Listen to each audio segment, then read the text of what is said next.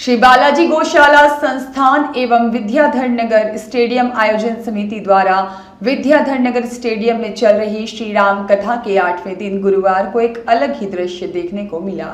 जगत गुरु राम भद्राचार्य महाराज भाव विभोर हो गए, क्योंकि वहां एक और बागेश्वर धाम पीठाधीश्वर धीरेन्द्र शास्त्री थे, तो दूसरी तरफ राम भद्राचार्य महाराज के उत्तराधिकारी रामचंद्र दास महाराज। यह संतों की अगली पीढ़ी है जो अब सनातन की आवाज बनेगी। राम भद्राचार्य महाराज ने मंच से कहा कि यह दोनों ही उनके नेत्र हैं जिनकी दृष्टि से भारतवर्ष की सनातन संस्कृति देखी जाएगी। बागेश्वर धाम धीरेन्द्र कृष्ण शास्त्री जैसे ही कथा स्थल पर पहुंचे तो चारों ओर जयकारे गूंजने लगे। धीरेन्द्र शास्त्री ने हिंदू राष्ट्र के जयकारों के साथ अपना संबोधन शुरू किया। उन्होंने कहा कि आज हमारे लिए बड़े ही सौभाग्य का दिन है कि हमें अपने नेत्रों से उन महापुरुषों के दर्शन हो रहे हैं जो सिंह की तरह गर्जना करके सनातन धर्म के पटल को पूरे विश्व में लहरा रहे हैं। साथ ही उन्होंने रामचंद्र दास महाराज का हाथ पकड़कर नारा दिया कि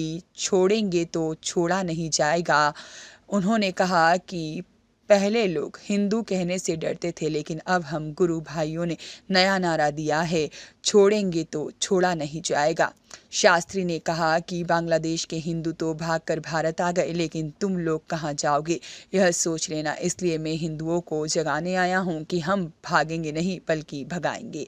कार्यक्रम में मंत्री अविनाश गहलोत, पूर्व सांसद स्वामी सुमेधानंद सरस्वती सहित प्रशासनिक अधिकारी पहुंचे। कार्यक्रम संयोजक राजन शर्मा, वीरेंद्र सिंह, श्री बालाजी गौशाला संस्थान अध्यक्ष रवि शंकर पुजारी, विद्याधर नगर स्टेडियम के आयोजन समिति सचिव अनिल संत, जगदीश चौधरी और रोहित कुमावत, साथ ही में राजेंद्र कासलीवाल और गोपेश शर्मा ने सभी का आभार व्यक्त किया।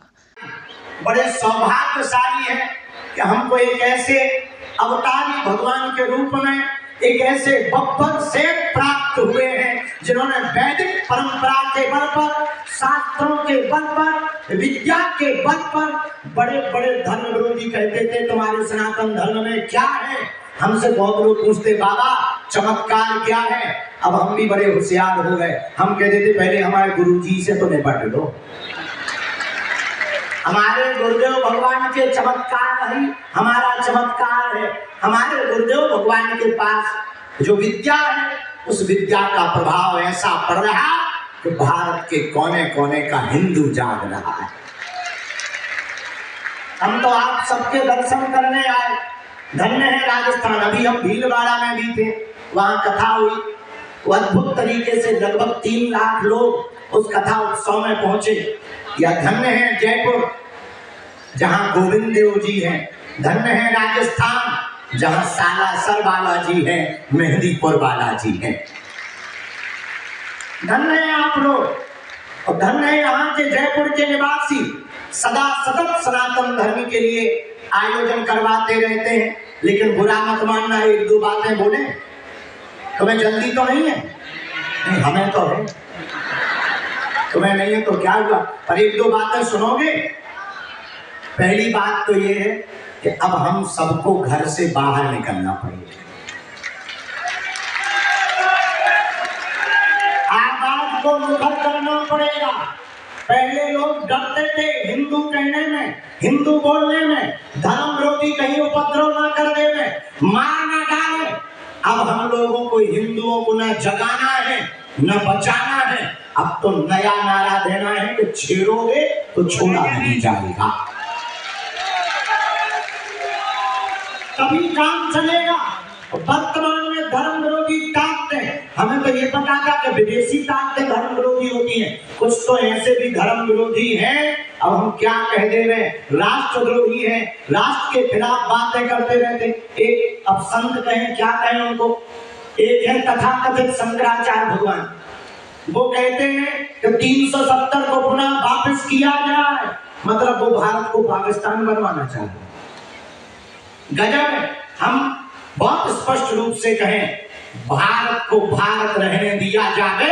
अब हम दोनों गुरु भाइयों ने प्रण कर लिया कि गुरुदेव भगवान के विजय रथ को लेकर अब कोई गुरुदेव भगवान के खिलाफ या राष्ट्र के खिलाफ या सनातन धर्म के खिलाफ बोलेगा, सभी रामानंदी, सभी संप्रदायों के संत, महंत, आचार्य, ये सब भगवान जितने खड़े हुए हैं, इन संतों को लेकर हम गुरु भाई अब एक नया नारा देंगे कि छेड़ोगे तो छोड़ा नहीं जाएगा। इसलिए भारत के लोगों, जितने भी जयपुर के परिवार जन बैठे हैं, हम पूछना चाहते हैं, क्या फिर से तुम कश्मीरी पंडितों जैसा हाल देखना चाहते हैं? नहीं। क्या तुम चाहते हो कि तुम्हारी बहन बेटी के ऊपर कोई लव जिहाद की दृष्टि से नजर डाले? नहीं।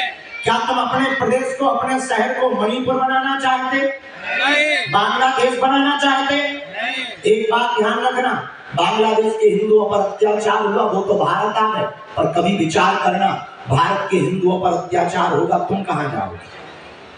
सही बात। लेकिन हमको जाना नहीं है, अब उनको भगाना है। उसका उपाय क्या है? पूछो क्या उपाय है? ताली बजाने से और दांत निकालने से हिंदू नहीं बचेगा। ताली बजाने और दांत निकालने से हिंदू नहीं बचेगा। अपनी हिंदुओं की ताकत को तुम्हें दिखाना पड़ेगा। जब वो एक है उनके में तौकीर रजा, वो कह रहे कि हम सड़कों पे निकलेंगे तो रूह कांप जाएगी। हमने कहा हम निकलेंगे तो तुम्हारी भूख कांप जाएगी। अब उनको ये बताना पड़ेगा, तभी ये मानेंगे। सठे साक्ष्यम समाचार, जो जैसा होगा हमें वैसा जवाब देना पड़ेगा। और लोग कहते कि बाबा तुम भड़काने की बात करते, सच ये है कि हम जगाने की बात करते, भड़काने की नहीं, जगाने की। अगर आज नहीं जागे तो पश्चिम बंगाल में हालत क्या है सबको पता है। श्रद्धा का मर्डर हो गया सबको पता है।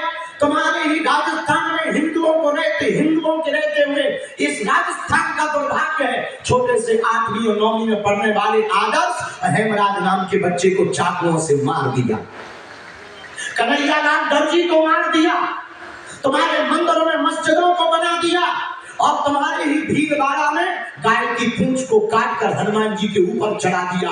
ये हिंदुओं के सोए हुए होने का परिणाम है। इसलिए लोग कहते हैं कि आप हिंदू मुसलमान करते, सच ये है हम सिर्फ हिंदू करते हैं। इसलिए हम लोगों को अब जागना है, भागना नहीं है। क्या करना है?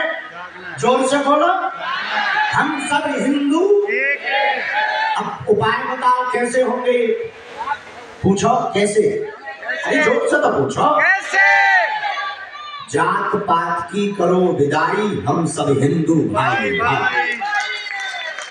जो गुरुदेव भगवान ने अभी घोषणा की, हिंदू एकता पदयात्रा, हमने विचार किया हवाई जहाज और चील गाड़ी से धर्म नहीं बचना। मंचों पर केवल बड़े बड़े लोग आ पाते हैं, बोली आ पाते हैं जो समाज में सबसे पिछड़े होते हैं। अब हमने प्रण किया कि जिनको हम मंचों पर नहीं बुला पाते, हम गांव-गांव जाकर के उनको गले लगाएंगे। 160 किलोमीटर की पदयात्रा पूज्यपाद गुरुदेव भगवान जगत गुरु भगवान के प्रथम दिवस में ध्वज दिखाकर गुरुदेव की आज्ञा लेकर हम सब गुरु भाई लगभग 50,000 हिंदू। ब्यूरो रिपोर्ट, देश 24 एक्सप्रेस।